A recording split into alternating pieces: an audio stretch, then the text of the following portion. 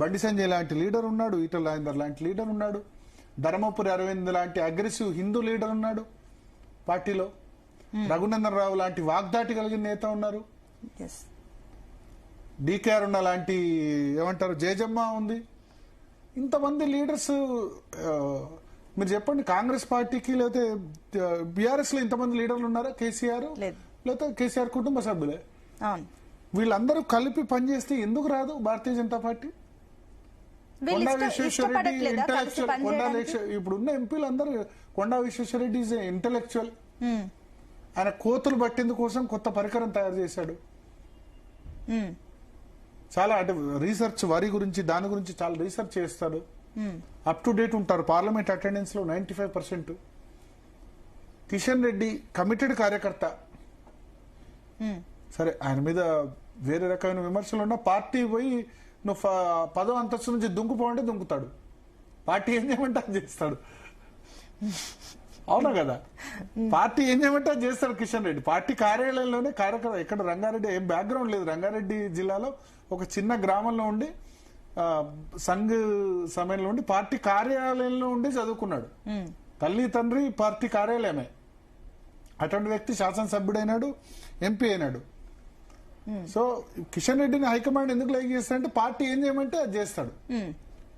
అంటే భరత్ సరే, ఆయన దూకుడు లేకపోవచ్చు, విమర్శలు రావచ్చు, కానీ పార్టీకి ఏం చేయమంటే అది చేస్తాడు. పార్టీ హైకమాండ్ ఏం చేస్తే అది చేస్తాడు. పవర్ఫుల్ లీడర్స్ ఉన్నప్పటికీ పనిచేయట్లేదు. అదే సమస్య ఇక్కడ. అందరు కలిసి పనిచేస్తే ముందు అధికారంలోకి వచ్చిన తర్వాత ఇప్పుడు కొట్టుకున్నా నడుస్తుంది. అందరు కలిసి పనిచేస్తే ముందు ఏమనుకోవాలంటే మన అందరం కలిసి పనిచేద్దాం, అధికారంలోకి వద్దాం, తర్వాత కొట్టుకుందాం. నీకు ఈ పదవి నాకు ఈ పదవి అని కొట్టుకోవచ్చు. ఒకళ్ళు సీఎం అవుతారు, ఇంకోళ్ళు డిప్యూటీ సీఎం అవుతారు, వాళ్ళు హోమ్ మినిస్టర్ అవుతారు, ఇంకోళ్ళు ఇంకోటి అవుతారు. పదవులు చాలా వస్తాయి. వాళ్ళు పార్టీ అధ్యక్షుడు అవుతారు. కాంగ్రెస్ వాళ్ళు అట్లే అనుకున్నారు. మొదలు ఉత్తమ్ కుమార్ రెడ్డి, రేవంత్ రెడ్డి, బట్టి విక్రమార్క కొట్టుకున్నారు. కానీ నువ్వో పాదయాత్ర, బట్టి విక్రమార్క నేనో పాదయాత్ర వేస్తాను, రేవంత్ రెడ్డి అన్నాడు, మధుయాష్కి ఇంకో పాదయాత్ర అన్నాడు. అందరు కలిశారు. ఇక మన 10 ఏళ్ల అధికారం ఈసారి రాకపోతే కష్టం అనుకున్నారు. అందరు కలిసి ఫైట్ చేశారు. రాజశేఖర్ రెడ్డి టైంలో కూడా అంతే. సో బీజేపీ కూడా కాంగ్రెస్ లీడర్స్ చూసి నేర్చుకోవాలి. ఇప్పుడు కాంగ్రెస్ లీడర్స్ చూసి భారతీయ జనతా పార్టీ నేతలు కూడా ఖచ్చితంగా నేర్చుకోవాల్సిన అవసరం ఉంది. అంటే ఇప్పుడు అందరూ ఇప్పుడు మిగిలిన ఇప్పుడు హైలైట్ గా అనిపిస్తున్నారు. హిందుత్వ పరంగా చూస్తే Bandi Sanjay Hindu tiger. Non Hindu vote bank తెలంగాణలో ప్రతి సామాజిక వర్గాన్ని, ప్రతి వ్యక్తిని పేరు పెట్టి ప్రతి పల్లెటూరులో సర్పంచ్, ఎంపీటీసీ కేసీఆర్ తర్వాత అంత అవగాహన ఉంది ఈటల రాజేందర్. వీళ్ళిద్దరు ఒకళ్ళనొకళ్ళు తిట్టుకుంటున్నారు. అది బహిరంగ వాళ్ళు ఒప్పుకోరు. ఒకళ్ళనొకళ్ళు తిట్టుకుంటారు. నేనేమంటా అంటే మీ ఇద్దరు కలిస్తే ఒక ప్రభంజనం. మీ విభేదాలు పక్కన పెట్టండి. ఉప్పు నిప్పు విభేదాలు సరే, గతంలో ఏం జరిగింది అన్నది పక్కన పెడితే ఇద్దరు ఒకటే పార్లమెంట్ సెగ్మెంటు. వాళ్ళిద్దరు కలిస్తే ఒక ఎంత పెద్ద ఓటు బ్యాంక్ ఈటల రాజేందర్, బండి సంజయ్ కలిస్తే అద్భుతాలు సృష్టించవచ్చు తెలంగాణలో. అది వాళ్ళిద్దరికి అర్థం కావట్లేదు. ఛాన్సెస్ ఉన్నాయంటే అది చేయాల్సింది హైకమాండ్. అమిత్ షా, నరేంద్ర మోడీ ఇద్దరిని కూర్చోబెట్టి మీ ఇద్దరిని అబ్జర్వ్ చేస్తామని చెప్తే అదే. ఎందుకంటే మీరు ఆలోచించండి, మున్నూరు కాపు